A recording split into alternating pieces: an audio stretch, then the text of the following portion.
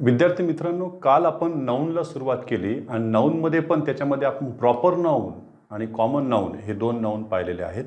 त्यांच्यामध्ये काय काय फरक आहे दोघांमध्ये आपण ते तुलनेमध्ये आता लगेच पाहणार आहोत आणि मग पुढे ते उपयोगावरून कसं प्रॉपर कॉमन बनू शकतो, कॉमन प्रॉपर बनू शकते ते सुद्धा आपण पाहणारच आहोत. पहा, काल आपण पाहिलं होतं त्यामध्ये प्रॉपर नाऊन,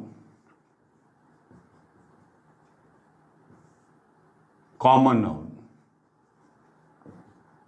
यांच्यामध्ये डिफरन्स जर त्यांनी विचारला किंवा नाही विचारला तरी आपल्याला येणं आवश्यक आहे. प्रॉपर नाऊन मध्ये मेन काय आपण घेतलं होतं बघा, it is the name of a proper person, place or thing, ही त्याची एक डेफिनेशन आपण घेतली होती. पण याच्याकडे काय घेतलं होतं एक महत्वाचं बघा, इट शेअर्स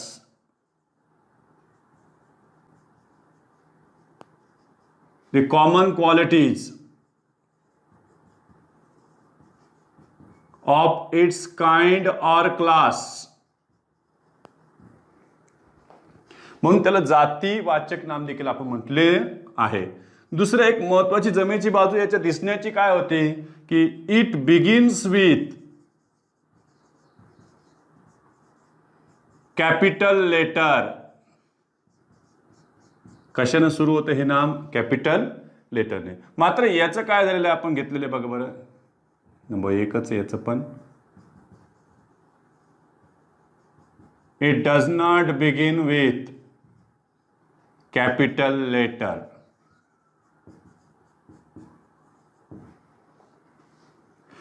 आणखीन एक त्यातला डिफरन्स काय करता येईल की प्रॉपर नाउन हे काउंटेबल आहे का अनकाउंटेबल आहे, तर ते अनकाउंटेबल मध्ये येतील. बघा, these nouns are uncountable. Uncountable म्हटलं की मग याच्याकडे दोन गोष्टी आपोआपच आल्या. काय? these nouns cannot be pluralized. we cannot use article a or an before singular proper noun.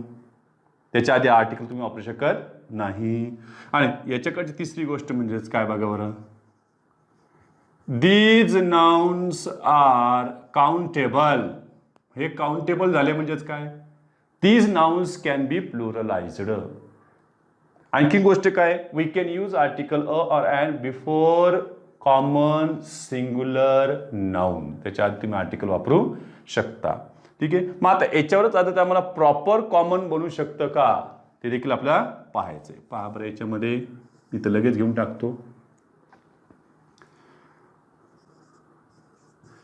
आता हे वाक्यातील उपयोगावरून पडणारे नामाचे प्रकार आपण या दोघांना गृहीत धरतोय. आणखीन आपले 3 बाकी आहेत. चला, म्हणजे प्रॉपर नाउन कॉमन बनतंय कशावर? On the basis of its use in the sentence. Sentence मध्ये त्याचा जो उपयोग आहे ते उपयोगावर आधारित त्यांचे प्रकार पडणारे. कारण असंच आपण मराठी व्याकरण देखील शिकतो. वाक्यातील उपयोगावरून सुद्धा शब्दाचे प्रकार बदलतात, रूपावरून नाही. मग याच्यामध्ये बघ बरं, proper noun is used as common noun.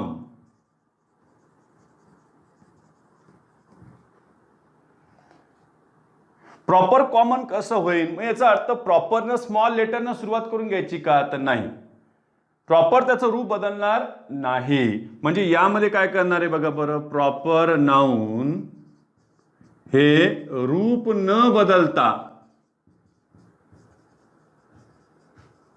Common noun प्रमाणे वापरले जाते. ते पण रूप न बदलता. याचा अर्थ काय करणार आहे बघा बरं, प्रॉपर नाउन आधी आर्टिकल अ किंवा ॲन वापरले जाते. म्हणजे त्याला एखाद्या गुणासारखं वापरलेलं जाईन. व्यक्तीमध्ये तुलना करायची असेल तर, एका व्यक्तीची दुसऱ्या व्यक्ती तुलना करायची असेल तर तुलनेसाठी जो व्यक्ती वापरलेला असतो तो कॉमन नाउन चालला जाईन त्याला. किंवा एखादा व्यक्ती तुमच्या ओळखीचाच नसेल तरी त्या नावाने एखादा व्यक्ती तुमचा परिचय करून देत असेल तर तुम्ही काय म्हणता, त्याला कॉमनच म्हणणार. असं झालं. एक्झाम्पल मध्ये बघा बरं, आपण तुलनेसाठी पण घेऊया. इथे घेतलं मी, Sachin was the best player होता. म्हणजे सचिनला तुम्ही इज इक्वल टू केलंय काय, Sachin was the best player. मग सचिन बद्दलच हे वाक्य चाललेलं, तर सचिन याच्यातलं कोणतं नाऊन आहे, प्रॉपर नाऊनच आहे. झालं. पण मला जर आता इथं विराट घ्यायचा असेल, बघा विराट इज अ गुड प्लेयर.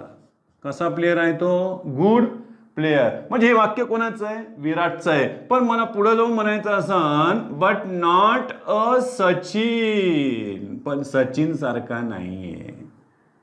आता बघा सेंटेन्स, विराटच्या आधी मी कुठं आर्टिकल वापरलंय का, तर नाहीये. विराट इथं प्रॉपर नाऊन मध्येच आहे, तो बदललेला नाहीये. Virat is a good player but not a Sachin, but not the best player like Sachin.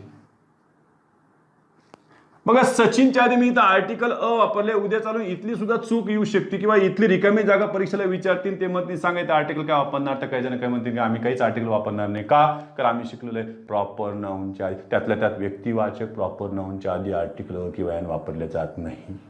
म्हणून इथं नियमांचं नुसतं पाठांतर करू नका, समजून घ्या. मग इथं सचिन यस कॅपिटल आहे. चला, मग हा कोण याच्यातला प्रॉपर नाऊन आहे का, तर नाही, प्रॉपर नाही झालाय. मग हा कोण झाला याच्यातला, आता कॉमन नाऊन झालाय, तुलनेसाठी वापरलाय. चला, काही जण असं पण वाक्य देतील ना, it is difficult to produce a Newton. Newton produce करणं अवघड आहे असं म्हणायचं त्याला, नाही, न्यूटन सारखे.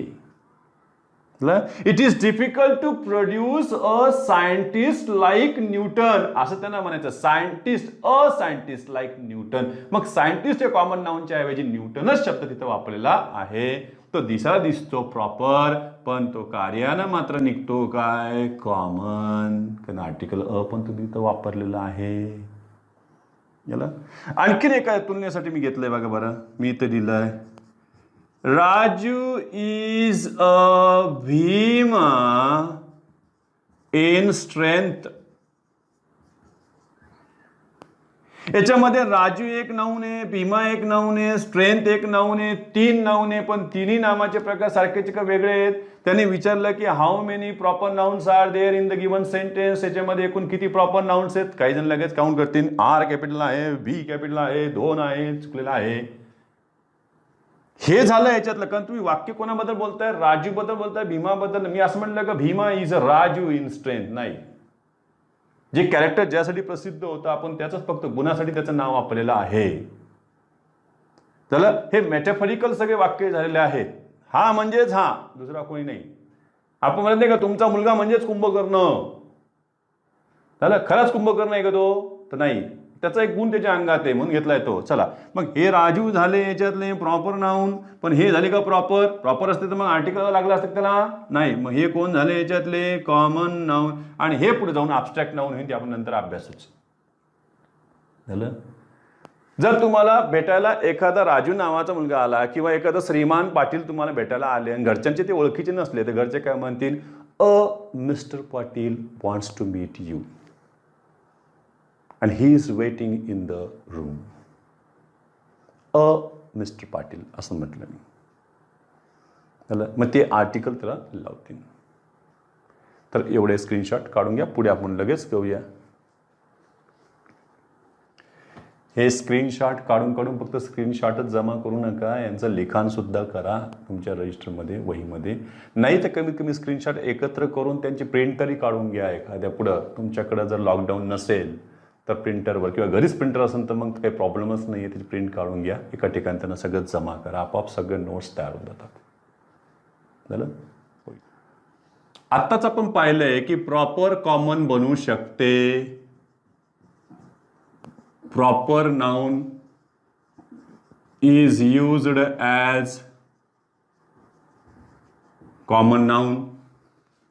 आता आपण पाहूया ते म्हणजे कॉमन नाउन प्रॉपर बनवू शकते का. Common noun is used as proper noun. मग हे काय कॅपिटल लेटरनं सुरू होईल का, तर नाही. जसं हे कॅपिटलचं स्मॉल झालंय का, तर नाही. त्यासाठी आपण आर्टिकल अ किंवा एन वापरले, त्यासाठी आपण काय केलं, त्याचं प्रॉपरचं कॉमन केलं. आता कॉमनला आपण काय करूया, प्रॉपर करूया म्हणजेच काय लक्षात ठेवायचं, त्याला काहीतरी आपल्याला डेफिनेट करावं लागेल, स्पेशल करावं लागेल, पर्टिक्युलर करावं लागेल. त्यासाठी त्याच्या आधी आम्ही आर्टिकल द वापरू शकतो, त्याला डेफिनेट करू शकतो. कॉमनला प्रॉपर करू शकतो. बघा बरं,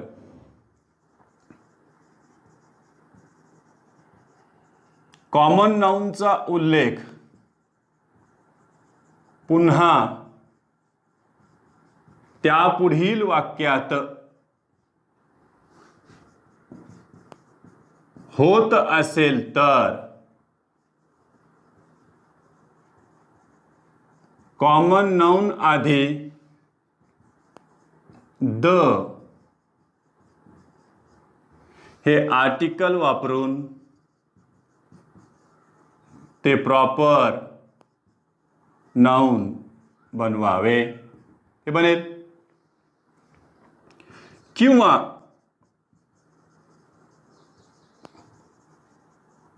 कॉमन नाउन आधी पोझेशन दर्शविणारे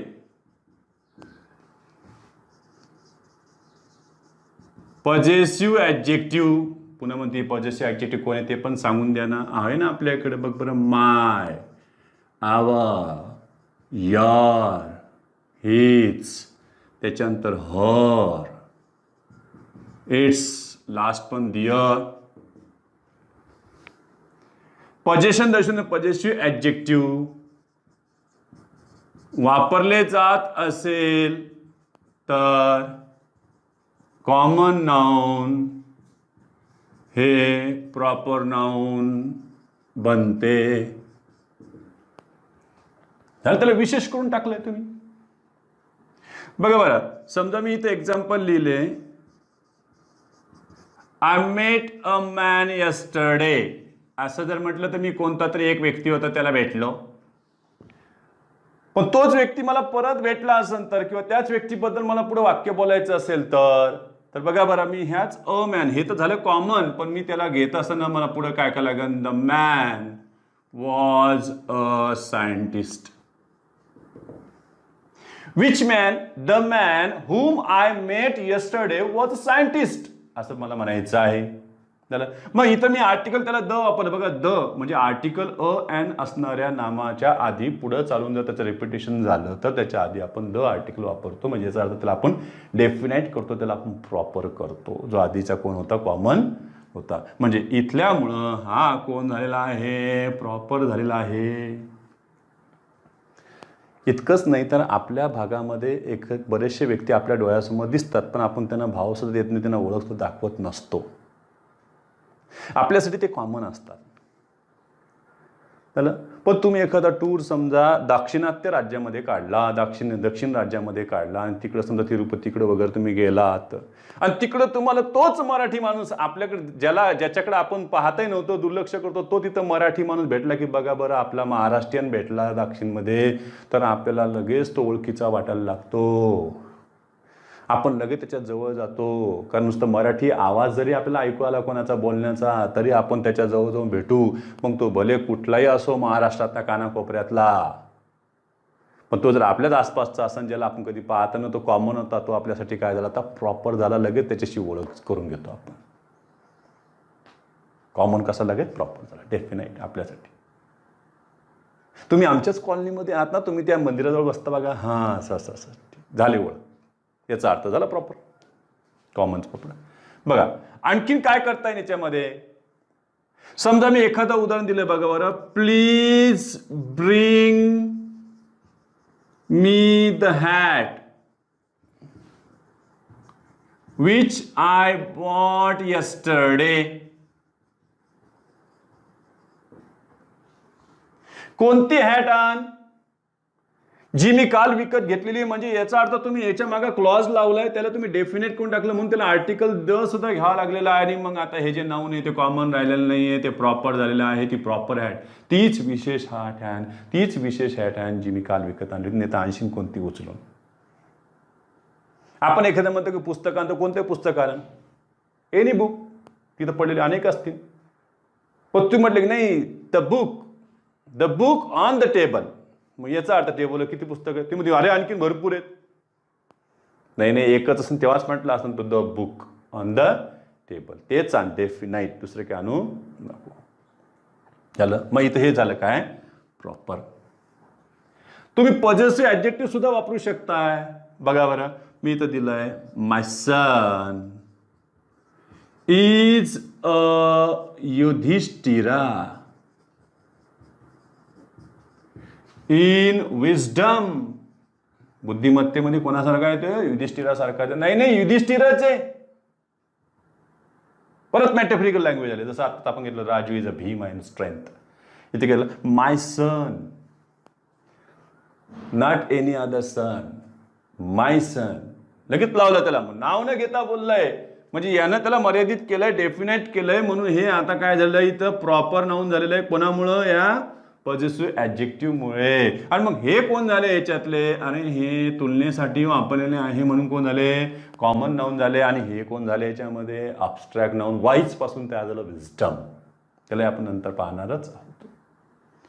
म्हणजे याचा अर्थ काय? त्याला प्रॉपर बनवू शकते. काही जण म्हणतील सर हे परीक्षेमध्ये प्रश्न कधी विचारले पण नाही, कधी विचारणार पण नाही, तुम्ही का शिकवत आहात? कारण पुढे चालून जेव्हा आपण आर्टिकल्स शिकायला जातो त्यावेळेला सुद्धा सरांना त्याचा उल्लेख करावाच लागतो. का द घेतला? कारण द कुठं वापरतो आपण? डेफिनाईट ते थिंग्स असतात त्यांनाच आपण. मग डेफिनाईटचे समानार्थी झालेत ना, डेफिनाईट, प्रॉपर, पर्टिक्युलर, स्पेशल. म्हणून ती इथं कशा आले? कॉमन काय झालं इथं?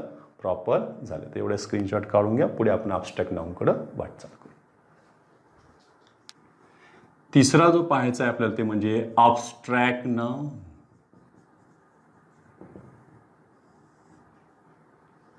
ज्याला आपण भाववाचक नाम म्हणतो, म्हणजे अमूर्त गोष्टींना दिलेले नाव, त्याला काय म्हटलं आपण? अब्स्ट्रॅक्ट noun.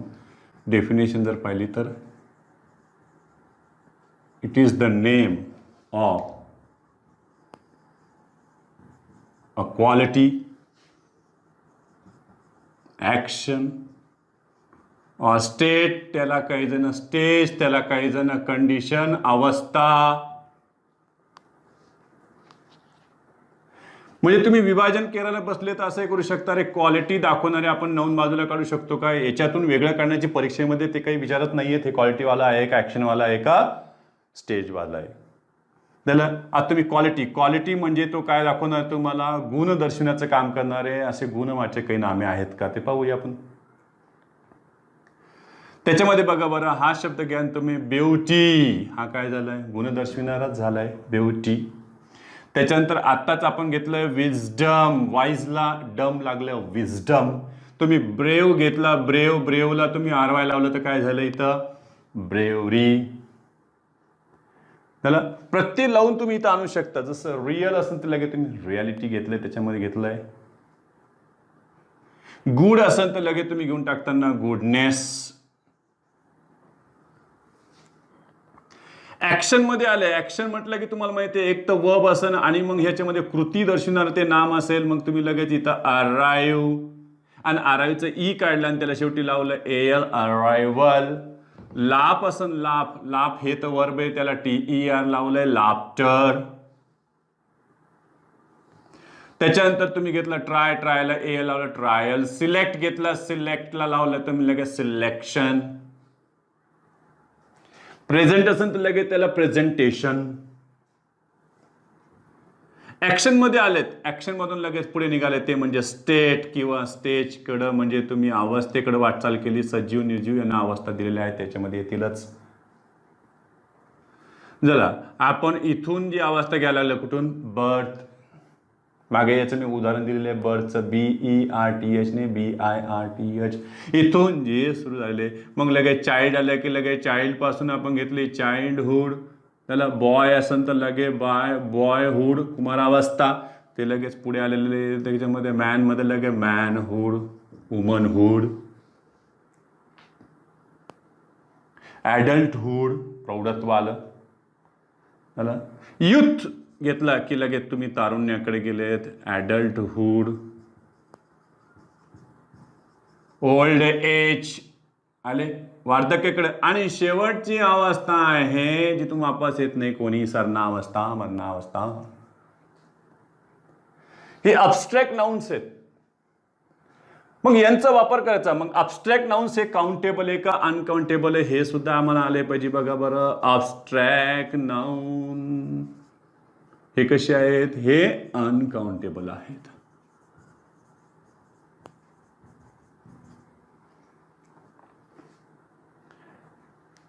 अब्स्ट्रॅक्ट nouns R uncountable. Uncountable म्हटलं की दोन गोष्टी कोणत्या मागे लागल्या, यांच्या आधी तुम्हाला आर्टिकल अ किंवा ॲन वापरता येत नाही, जरी ते तुम्हाला सिंग्युलर वाटत असले तरी.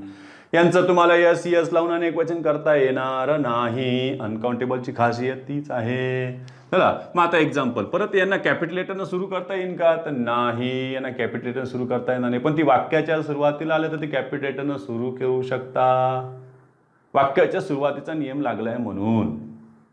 झालं. मग आता मी जर इथे असे घेतले, honesty is the best policy. काय याच्यामध्ये ऑनेस्टी, ह नका वाचू, हॉनेस्टी, ऑनेस्टी, एच सायलेंट असतं वाचण्यामध्ये. याच्या आधी मी कुठे आर्टिकल वापरलंय का, तर नाहीये. म्हणजे याचा अर्थ हे कोणतं नाऊन झालं तुमचं, अब्स्ट्रॅक्ट नाऊन झालं. मी इथे घेतलं बघा, ब्युटी ड्वेल्स इन फॉर्म. भिन्न भिन्न रूपात सौंदर्य बागडतं दिसतंय.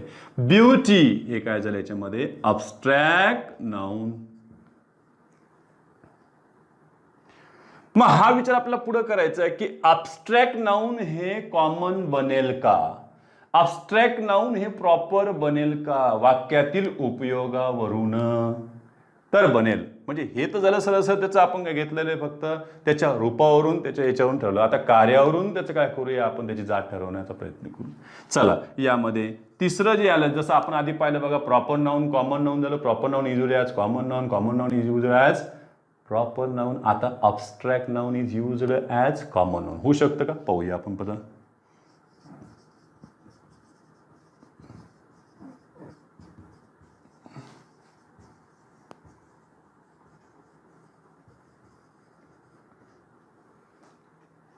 कसं काय होईल, मग त्याच्यामध्ये एक लक्षात ठेवायचं, अब्स्ट्रॅक्ट नाऊन आधी आर्टिकल अ किंवा एन वापरल्यास ते कॉमन नाऊन बनते कार्याने. काय झाले, कॉमन नाऊन. कसं काय, आता बघा बरं, मी इथं उदाहरण दिलंय, शी इज. इथं बघा ब्युटी ड्वेल्स इन फॉर्म, इथं ब्युटी काय होतं, अब्स्ट्रॅक्ट नाऊन. मी याला जर इकडे घेतले बघा बरं, she is a beauty in our class. ते आमच्या वर्गातलं सौंदर्य आहे, एक सौंदर्य आहे, a piece of beauty.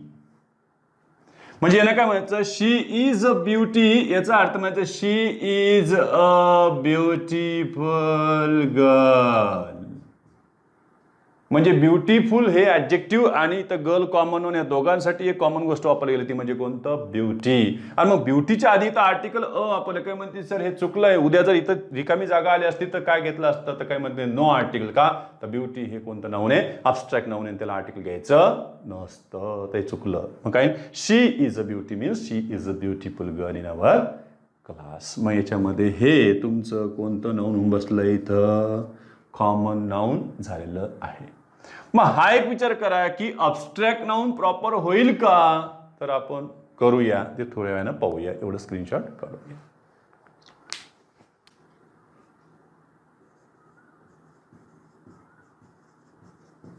अब्स्ट्रॅक्ट noun is used as proper noun. Proper noun म्हणजे काय, कॅपिटल लेटरनं सुरू होईल का ते, तर नाही. प्रॉपर होण्यासाठी आपल्या एक लक्षात त्याचा आर्टिकल जर त्यांनी द वापरलं, त्यानं जर डेफिनेट केलं, व्यक्तीशी वस्तूशी जर त्याला मर्यादित केले, तर ते अब्स्ट्रॅक्ट नाऊन सुद्धा काय बनू शकते, प्रॉपर नाऊन बनू शकते. बघा बरं, अब्स्ट्रॅक्ट नाऊन हे एखाद्या व्यक्ती किंवा वस्तूसाठी मर्यादित केल्यास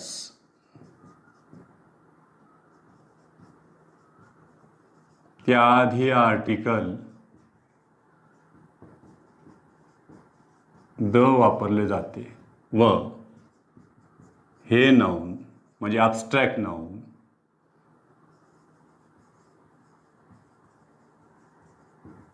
प्रॉपर नाउन बनते.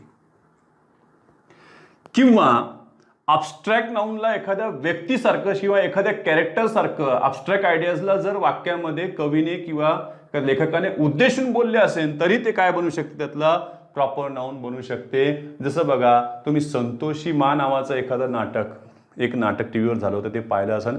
त्याच्यामध्ये पाप नावाचं एक कॅरेक्टर दाखवलेलं खासून असे व्यक्तीच्या रूपात, ना, म्हणजे त्या गुणाला त्यांनी काय केलं, लगेच व्यक्ती रूपात दाखवलं. लगे पाप, लगेच असा काळं कुट्ट शिंग असणारं, दाता असणारं, काळा काळा ढूस, ढेरी बाहेर निघलेली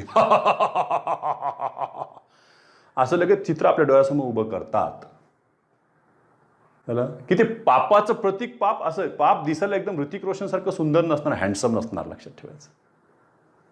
प्रतिकात्मक त्यानं रूप दिलेली आहेत आपल्याला. आणि त्यानं काय केलं, ॲब्स्ट्रॅक्ट आयडिया लगेच व्यक्तिरूपी दाखवलेलं आहे इथे.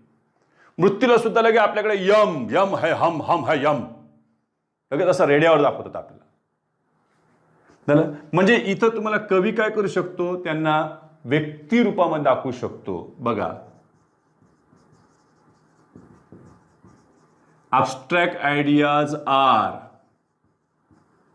पर्सनिफाईड and addressed as human being.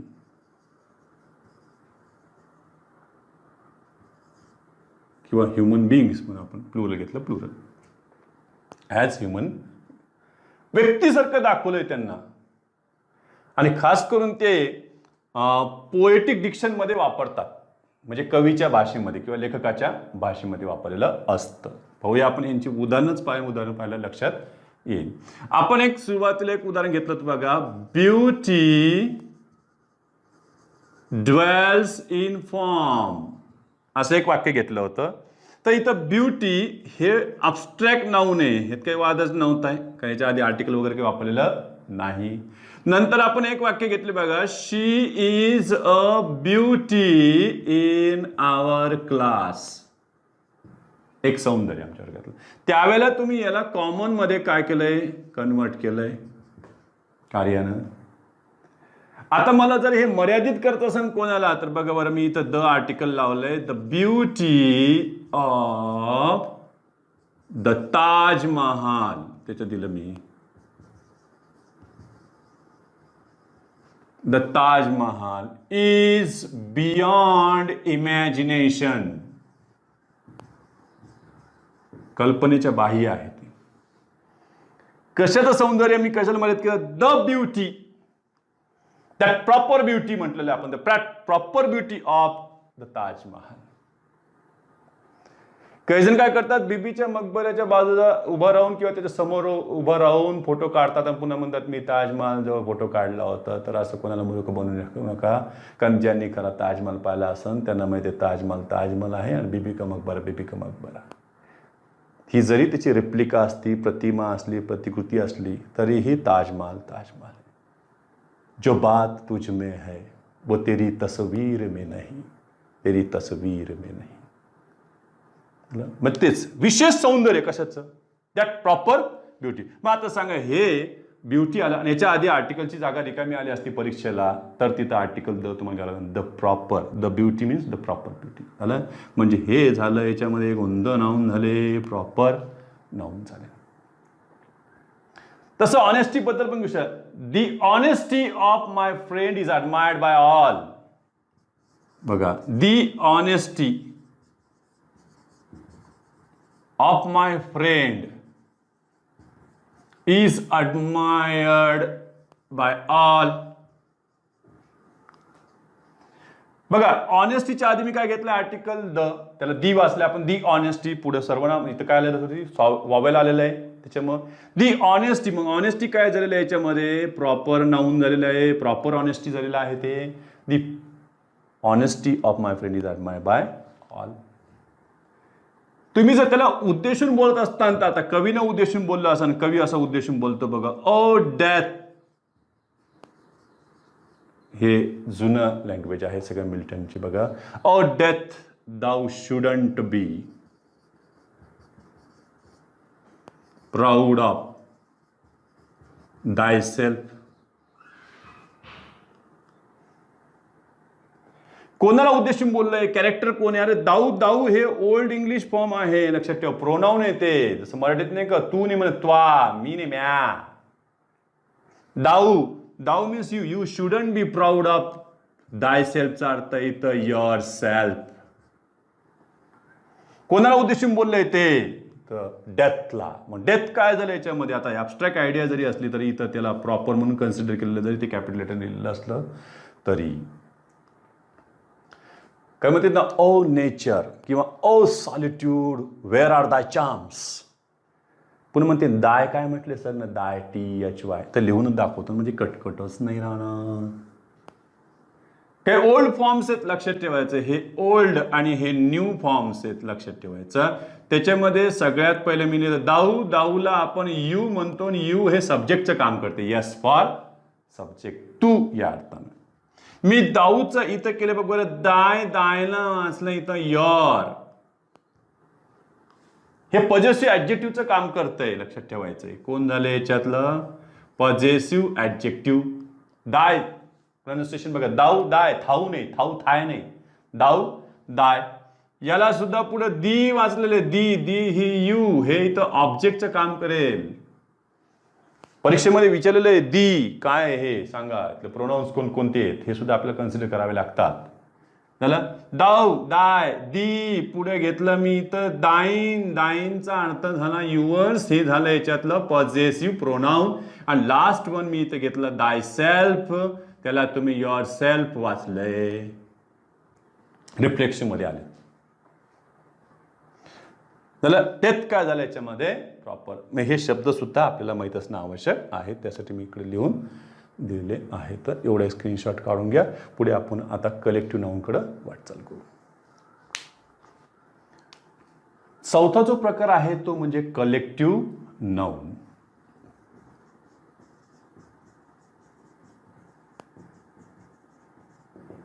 मराठीमध्ये याला समूहवाचक, समूहवाचक नाम. कशाचं नाव आहे हे? तर कलेक्शन म्हणजे समूहाला दिलेलं बघा. It is the name of the collection of persons, things, birds, animals etcetera. कारण पर्सन म्हटलं तरी पर्सनचेही बहुतेक बऱ्याच ठिकाणी वेगवेगळे पण त्याचं दिलं जातं आणि कलेक्शन केलं जातं. वेगवेगळे प्राणी त्यांचे कलेक्शन वेगवेगळे म्हटलेलं आहे. बर्ड्स आहेत, त्याच्यानंतर थिंग्स आहेत, सगळ्यांचं काही ना काही कुठेतरी कलेक्शन होईल, एकत्रीकरण होईल, त्याला सुद्धा नाव दिले जाईल. त्याला समजा मी इथं दिलं बघ बरं, HERD हर्ड. HEARD हर्ड नाही म्हटलं मी, HERD हर्ड. हर्ड म्हणजे याला आपण मराठीमध्ये सरळ सरळ कळप, प्राण्यांचा कळप. मग पक्ष्यांचा काय असतं तर लगेच म्हणून आपण फ्लोक. फ्लोक म्हणजे काय? थवा. तर इतकंच काही, तर काही जंगली प्राणी असतील, वाईल्ड डॉग्स असतील त्याला, किंवा जे झुंडीने येत आहेत, जसं आता मागे एक झुंड आलं होतं बघा, ते म्हणजे ग्रासोपर्स, नाकतोड्यांचं, त्याला आपण टोळ म्हणतो, टोळ. ते सुद्धा येऊन गेले, ते पण झुंडीने येत आहेत, तसे प्राणी पण झुंडीने येतात, पण त्याला थवा सुद्धा म्हणतात आणि त्याला झुंड देखील म्हणतात, फ्लोकला. दोन्ही अर्थाने वापरलेलं आहे. टोळ जर असेल तर त्याला SWARM हे झालं टोळ, एकत्र आलं. शिक्षक जर जिथं असतील तर त्याला स्टाफ म्हटलेलं आहे. स्टाफला काठी देखील म्हणतात, त्या स्टॅफ, STAFF, स्टॅफ म्हणजे काठी. Staff, staff of teachers, staff of teachers. त्याच्यानंतर खोल्यांचा काय असतो तर 2 किंवा 3 खोल्यांचा संच असतो. त्याला हे सूट नाही म्हणायचं, त्याला आणखीन एक ई जोडायचं, त्याला स्वीट वाचायचं. स्वीट, सूट नाही स्वीट. बरेच जण सूटच वाचतात. स्वीट झाला. हा काय झाला संच झाला खोल्यांचा, तो देखील आपल्याला माहित असला पाहिजे. लहान लहान रोपट्यांची काय असते ती नर्सरी, याला आपण वाटिका म्हणतो. तर मोठे मोठे झाडं जिथं लावलेले असतील त्याला आपण उपवन म्हणतो, त्याला गृह म्हणतात. उपवन गृह.